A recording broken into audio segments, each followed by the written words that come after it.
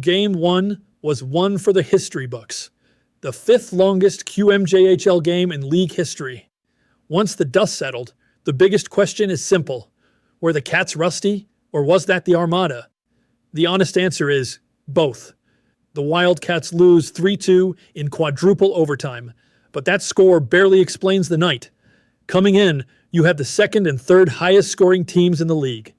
Nobody expected that matchup to turn into a 4-overtime systemic trench war. For two explosive offenses, it became a game about structure, saves, and surviving. That was my biggest surprise of Game 1. Moncton won the faceoffs, winning close to 55% of the draws. But despite dominating in the circle, Boisbriand dominated time of possession. Here's the why. Bad first touches, missed breakout passes, lost board battles, not winning enough puck races. That's not system failure. That's execution. But here's the key. Rust always looks worse against talent. And that's where the Armada's speed and pressure come into the picture. It wasn't just execution. Speed and team speed is probably the hardest thing for players to adjust to. Against weaker teams, a sloppy breakout might still get out. A bad first touch might be recoverable. A late read might not hurt you. Against the Armada, they make you pay. This is a faster, more dangerous opponent than what Moncton saw in earlier rounds. Their forecheck closed quickly, and their pace forced rush decisions. So some of what looked like rust was actually pressure. That's why this game matters. Because Moncton was not sharp, and the Armada forced every flaw into the open. And yet Moncton still nearly won.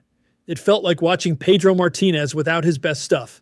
Command, erratic. Change-up not biting. Traffic on the bases all night.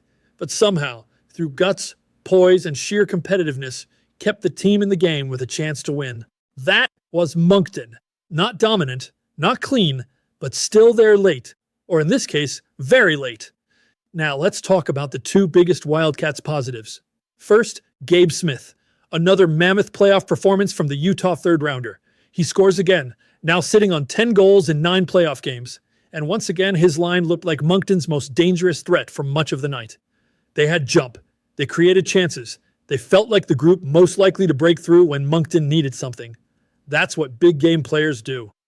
Second, Rudy Guimond. This was one of those goaltending nights people remember. He turned aside 65 saves on 68 shots, setting a new Wildcats franchise single-game record. 65 saves in a semifinal opener. He needs to thank AFG and Virgilio for saving his bacon in OT, but without Guimond, this game likely ends in regulation. Instead, he gave Moncton a chance to steal a game. That performance was elite.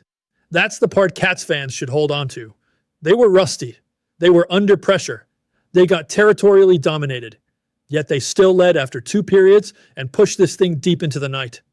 That tells you the floor of this team is high. Now the real pivot point is Game 2. Game 1 asked whether Moncton was ready. Game 2 asks how well they adapt. That's where my Series X factor comes in. Coach Mack. If the Wildcats clean up their puck management, establish better first touches, and cleaner breakouts from the opening draw, this series can reset quickly. If they look overwhelmed, then it's not rust anymore. It's matchup trouble.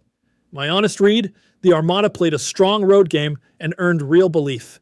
But they may have also woken up a contender. Moncton is now 17-1 in their last 18. They're still elite.